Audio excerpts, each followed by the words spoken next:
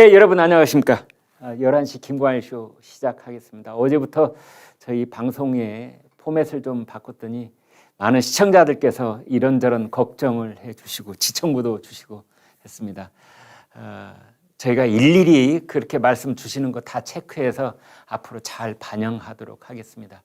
방송 시간이 원래 50분에서 1시간 정도 됐던 것을 상당 부분 줄였습니다. 그렇게 하는 이유가 있는데 나중에 기회가 되면 소상하게 설명을 드리는 시간을 한번 마련하겠습니다. 오늘 첫 번째 제1부 시작 말씀 드리겠습니다. 권성동, 장제원, 김기현 당권 싸움. 이준석 당대표가 이제 지금 지방을 돌고 있는데 사실상 당대표실이 비어 있지 않습니까? 무주공산. 그래서 거기에 누가 이제 실권을 갖느냐 이런 경쟁이 당연히 있을 수밖에 없는 거죠. 누구는 그것을 뭐 싸움이라고 하는데 그건 이제 비난하려고 하는 말이고 좋게 말하면 정치라는 게 뭡니까? 어차피 최고 정점을 향해서 서로 선의의 경쟁을 하는 것이 정치 아닌가 싶기도 합니다. 윤석열 대통령의 최측근으로 꼽히는 권성동 대표 직무대행 그리고 이제 대통령 당선인 비서실장을 했던 장제원 의원 누가 더 실권자냐? 여러분 어떻게 보십니까?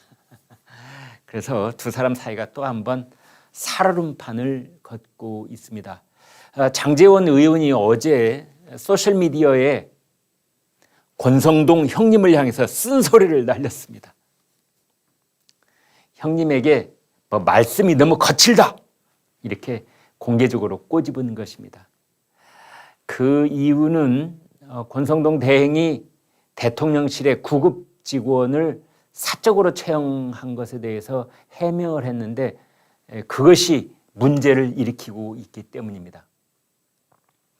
권성동 직무대행은 이제 윤석열 대통령하고 왜 그 중마고 어렸을 때부터 친구다 이렇게 돼 있지 않습니까?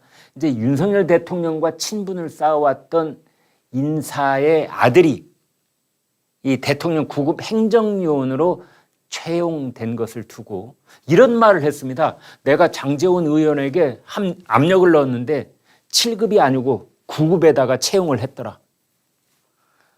그러니까 본인은 권성동 본인은 장제원 아우한테 원래 인사 이 사람 좀 채용이 할 때 7급을 원했다 뭐 그런 뉘앙스입니다. 9급이면 최저임금보다 한 10만 원쯤 더 받는다. 아주 박봉이라는 뜻을 또 여기다가 집어넣었어요.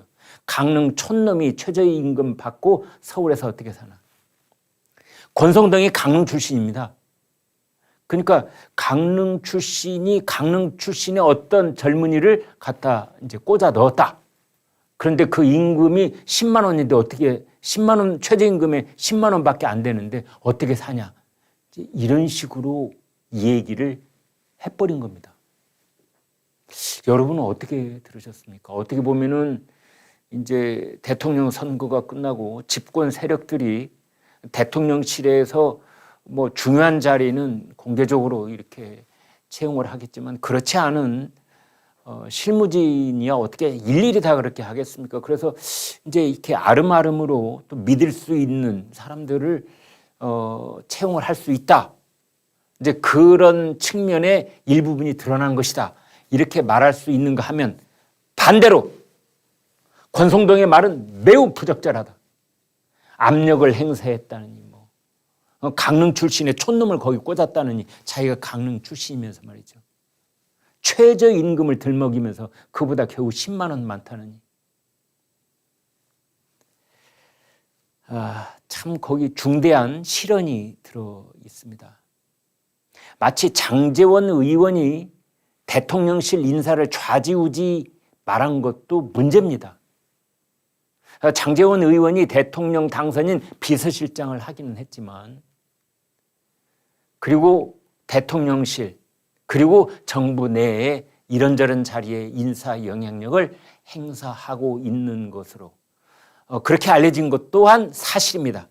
실세 중에 실세이기 때문입니다. 그래서 좋게 보면은 적극적으로 적재적소에 알맞은 사람을 추천하고 있다는 그런 긍정적인 의미도 있겠으나 정치가 어떻게 그렇게 돌아갑니까? 왜냐하면 강력한 인사 추천권은 곧바로 인사 전횡으로 비춰질 수도 있는 것입니다. 둘째는 압력을 넣었다는 표현입니다. 지금 세상이 어느 세상인데 집권 세력 내부에서 이리저리 압력을 넣고 그것을 인사에 반영하는 일들이 벌어진단 말입니까? 이것은 실정법 위반의 소지가 있는 겁니다. 직권 남용의 소지가 있다는 것. 저 사람들 이른바 1등 공신들은 그거 모른단 말입니까? 권력을 잡게 되면 자신의 영달뿐만 아니라 자기 사람을 여기저기 심어 놓으려고 할 것입니다. 그래도 그렇지요. 권성동은 이것을 기자들 앞에서 공개적으로 꺼내놓은 것입니다. 자, 대통령실이 이 정도라면 비공개적인 다른 영역에서는 얼마나 인사의 전횡을 부리고 있을까요? 언론과 국민은 장관, 차관, 인사청문회를 거치는 자리 혹은 공공기관장 정도의 관심을 기울이고 있지만 그 밑에는 엄청난 숫자의 정무직 공직자 감투가 있는데 이것을 두고 싸움을 벌이고 있다는 것을 노골적으로 인정해버린 것입니다. 이제 그러자 장제원 의원은 이와 관련해서 이제 집권 여당의 대표로서 엄중하고 막중한 책임을 감당해야 하는 자리에 있다는 사실을 잊지 않기 바란다. 본인이 한 번 형은 영원한 형이라고 그랬으면서 아주 그 권성동 형한테 이런 쓴소리를 한 겁니다. 거친 표현을 삼가라. 이런 반응에 일단 권성동 의원은 한 걸음 뒤로 물러섰습니다. 열린 마음으로 듣겠다. 이렇게 수습하는 모양새를 보이더군요. 권성동, 장제원 두 사람은 오래전부터 영원한 형제다. 이렇게 돈독한 사이로 알려졌지만 요즘 들리는 갈등 이야기를 살펴보면 그저 형, 동생 사이에서 흔하게 벌어지는 말싸움 차원하고는 전혀 다르게 느껴지기도 합니다. 그도 그럴 것이 권성동 직무대행과 장제원 의원 간의 갈등설이 일단락된 지 사흘 만에 또 터진 일이기 때문입니다. 이러한 갈등의 특징은 당권 내 세력 충돌과 그 견제라는 점에서 맥락은 비슷합니다. 장제원 의원이 비상대책위원회 구성 그리고 조기 전당대회를 주장한다는 설이 퍼지면서 권성동 대행과 갈등설이 불거졌습니다. 권성동 대행은 원내대표 자리를 그대로 유지하고 그리고 권한대행으로 내년 봄까지 쭉 자신이 한 손에 당권을 틀어주고 가길 원하는데 장제원 의원이 그걸 흔들려고 하고 있는 겁니다. 권성동은 안 돼. 비대위 따로 구성해. 그리고 빨리 전당대회 열어서 지도부를 다시 구성하자. 당연히 둘 사이에 충돌이 있을 수밖에 없지요. 그래서 윤석열 대통령과의 모임, 의원총회, 각종 모임 등의 장제원 의원이 모습을 드러내지 않고 불참한 겁니다. 왜냐하면 그 자리는 권성동 의원이 주관하고 있기 때문에. 당내에서 우려스러운 말들이 돌자 두 사람은 엊그제 점심밥을 같이 먹으면서 갈등설을 봉합하는 듯 했습니다. 참 그런데 이상한 점심밥이었습니다. 이 두 사람 사이에 앙금이 조금 남아 있었던 것일까요? 장제원 의원이 공개적으로 권성동 형님을 저격을 한 것입니다.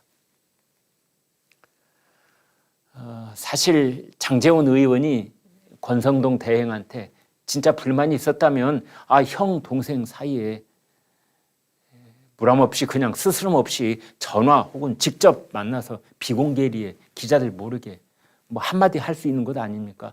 형 왜 그렇게 말했어? 왜 압력이 어쩌다느니 내가 마치 인사를 다 하는 것처럼 왜 그렇게 말했어? 요즘 2030 젊은이들이 최저임금 같은 공정성에 대해 얼마나 감성적으로 민감한지 몰라? 이렇게 말을 하고 권성동 대행이 아이고 그래 재원이 동생 잘 알았어 형이 조심할게 뭐 이런 말을 주고받을 수도 있는데 장제원은 그러지 않았습니다. 공개적으로 온 국민이 다 알게 국민들은 말의 내용뿐만 아니라 태도를 본다 이렇게 직격탄을 쏜 것입니다. 이제 이러한 것들은 엄중한 충고까지 곁들여서 형에게 공개적으로 망신을 준 것이기도 합니다. 일종의 경고장을 달린 것이지요. 그러면서 장제원은 이제 말의 태도는 이런 것이다. 이렇게 형을 가르치는 듯한 그런 말까지 했습니다. 성동이 형 보란 듯이 사회수석실에 임용된 우모 씨에 대한 채용 과정을 낱낱이 또 설명을 하기까지 했어요. 저는 권성동 대표로부터 어떤 압력도 받은 적이 없습니다. 추천을 받았을 뿐입니다. 다양한 경로로 추천받은 인사 대상자들을 적절히 배분해 인선 기준을 만들었습니다. 내가 아무리 권성동 대표하고 형 아우하는 사이지만 권 대표 말을 듣고 내가 이리저리 그 말에 따라서 움직이는 사람 절대 아니올시다 이렇게 공개적으로 얘기한 겁니다. 이어서 장제원은 이렇게 말합니다.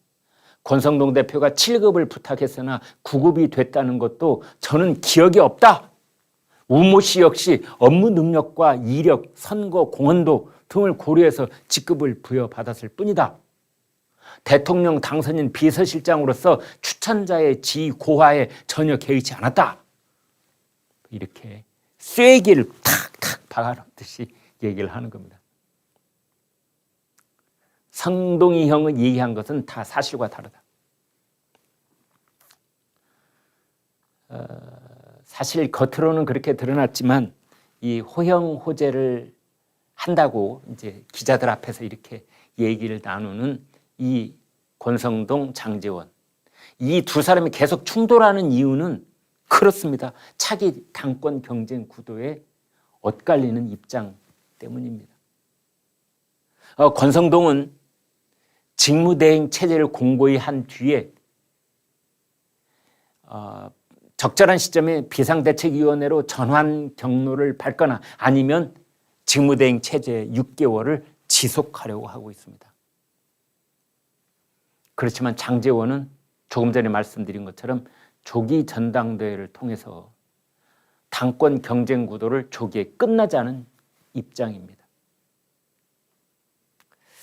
이렇듯 권성동 직무대행 체제는 마치 형제의 난을 떠올릴 수 있을 만큼 살얼음판을 걷고 있습니다. 이 기류를 빠르게 캐치하고 파고든 사람이 있으니 그 사람이 바로 포스트 이준석 당권의 도전장을 내민 김기현 의원입니다. 전 울산시장. 김 의원은 원내대표를 역임했는데요. 어제 한 라디오 프로그램에서 권성동 임시지도체제에 공개적으로 제동을 걸었습니다. 김기현 의원은 차기 당권 주자의 유력 인사 중에 한 명입니다. 그동안 직무대행 체제에 이런 반구 말이 없다가 갑자기 공개적으로 목소리를 낸 것입니다. 그 배경에는 지난주에 김기현 의원, 장제원 의원 이 두 사람 만남에서 비롯된 것이라는 후일담도 있습니다. 두 사람이 어떤 대화를 했는지 자세히 공개되지는 않았지만 적어도 직무대행 체제 이대로 나서서는 안 된다라는 식의 의견을 주고받았을 거라는 관측의 무게가 실리고 있습니다. 최근 두 사람의 만남이 잦아지면서 일각에서는 안철수, 장제원 그런 간장 연맹이 아니라 김기원, 장제원 연대 김장 우리 유명한 로펌의 김앤장도 있습니다만 아무튼 김장이라는 말이 돌고 있습니다. 김기현 의원 입장에서 보면은 장제원 의원과 힘을 합치는 게 더 유리할 수도 있을 겁니다.